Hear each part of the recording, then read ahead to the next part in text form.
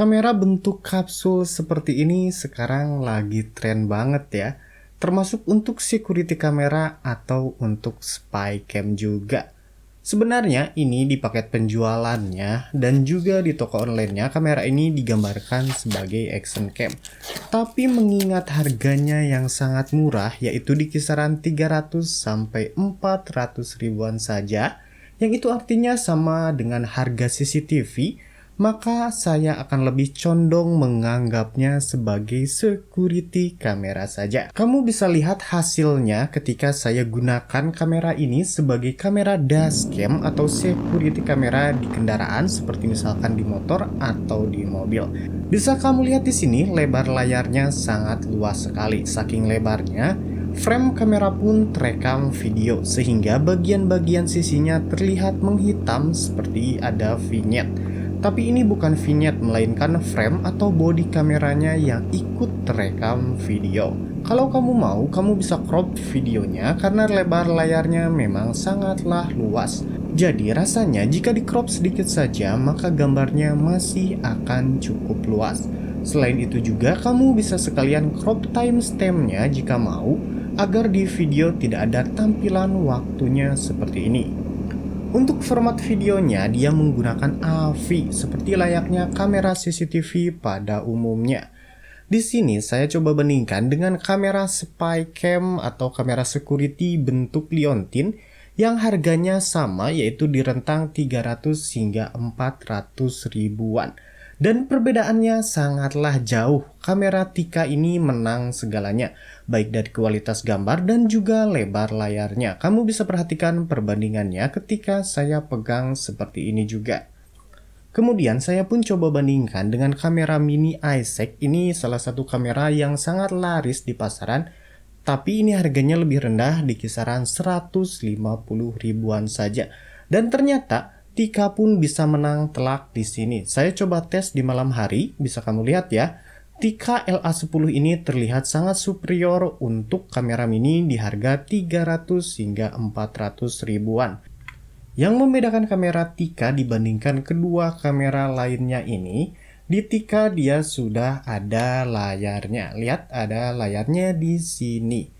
Selain itu, kualitas gambarnya juga jauh lebih bagus dibandingkan dua kamera yang pernah saya review sebelumnya. Bahkan kamera liontin ini pun harganya mirip-mirip dengan kamera Tikka LA10, tapi kualitasnya jauh di bawah kamera Tikka yang satu ini. Ketiga kamera ini sudah memiliki magnet di bodinya, jadi kita bisa letakkan di mana saja pada permukaan yang bisa ditempeli magnet. Lihat ya. Baik di outdoor dan juga di indoor, kamera Tikka menang telak. Dia gambarnya jauh lebih jelas, lebih terang, dan juga lebih wide. Lebar layarnya yang sangat luas jadi keuntungan tersendiri bagi Tikka LA10 karena kita bisa memasangnya di ruangan yang kecil dan kemudian seisi ruangan akan tercover oleh rentang layarnya yang luas. Seperti yang tadi saya bilang, meskipun untuk ukuran spy cam atau untuk CCTV dia sangat bagus, tapi menurut saya ini bukan kamera yang cocok untuk vlogging atau untuk jalan-jalan. Misalkan kamu menganggap ini seperti action cam, itu masih belum ya menurut saya. Kamu bisa perhatikan di sini ketika kamera Tikka LA10 ini saya bawa jalan-jalan. Gambarnya sangat noise dan karena resolusinya cuma 2 megapiksel, maka kamu jangan berharap dia punya detail gambar yang oke.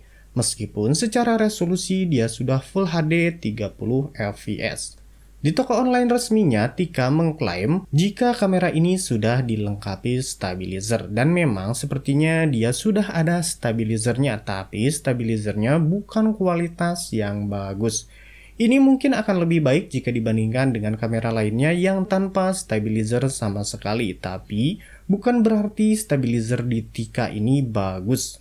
Kamu bisa lihat di sini kalau hasil videonya masih sangat bergetar ketika saya bawa untuk jalan kaki. Saya pun bahkan mencobanya untuk vlogging, gambarnya noise sekali dan selain itu suara dari gambar sering tidak pas. Ini ketika digunakan untuk vlogging, walaupun saya rasa ini tidak akan cocok untuk vlogging. Misalnya seperti ini nih, tapi di bawah sini ada suara air yang lumayan keras, jadi mungkin ini akan tertutup oleh suara air.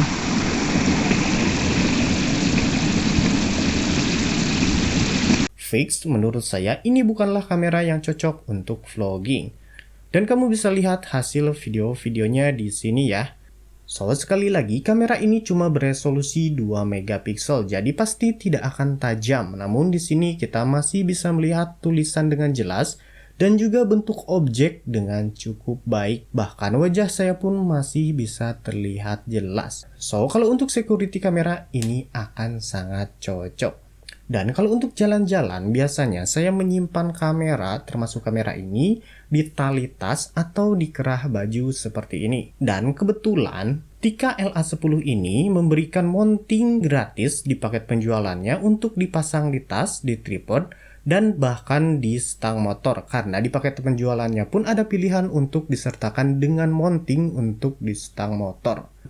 Jadi, kalau saya biasanya selalu menggunakan klip kemudian dipasang di tas, bahkan ketika menggunakan GoPro sekalipun, karena biasanya hasilnya akan lebih stabil.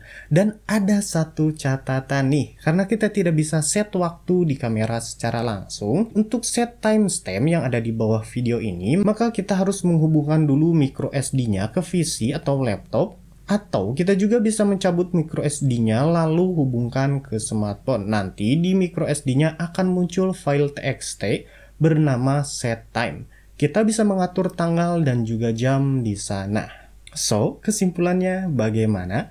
Buat kamu yang sedang mencari security kamera, spy cam atau dashcam di kendaraan, misalkan di mobil atau di motor, ini akan sangat cocok. Gambarnya sudah sangat jelas jika kita bandingkan dengan spy cam lainnya yang harganya sama. Selain itu, dia juga sudah ada baterainya dan juga ada magnet di bodi kameranya. Jadi kita bisa menyimpannya di mana saja. Jika kita jadikan dashcam di motor, dia sudah cukup bagus. Saat digunakan di malam hari, gambarnya sudah lumayan terang. Selain itu, dia juga memiliki rentang layar yang sangat luas. Satu hal lagi yang menjadi kelebihan Tika LA10 ini, di bodi kameranya sudah ada layar mininya seperti ini. Ini menjadi nilai lebih dibandingkan security kamera lainnya ya. Jadi kita bisa melakukan framing sehingga hasil video posisinya bisa sesuai dengan keinginan kita dan tidak akan salah posisi.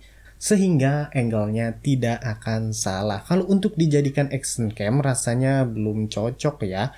Mengingat ini harganya yang sangat murah sama dengan harga CCTV atau spycam pada umumnya. So, itu dia untuk video kali ini. Terima kasih telah menyaksikan. Jangan lupa like jika suka, subscribe jika bisa. Saya undur diri. Bye.